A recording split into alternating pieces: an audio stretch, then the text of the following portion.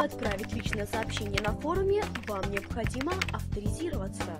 Далее в горизонтальном меню перейдите в раздел «Сообщения».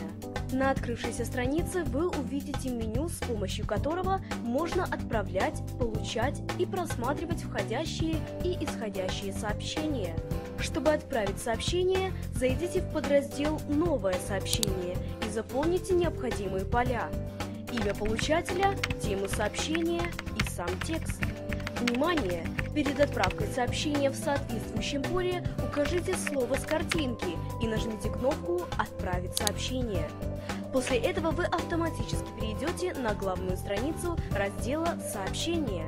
Если у вас возникли какие-либо вопросы, связанные с отправкой личных сообщений на форуме Forex MMSys Group, вы можете заказать бесплатный звонок с любой страницы сайта или написать письмо в службу поддержки компании по адресу support-ru@forex-mmsys.com.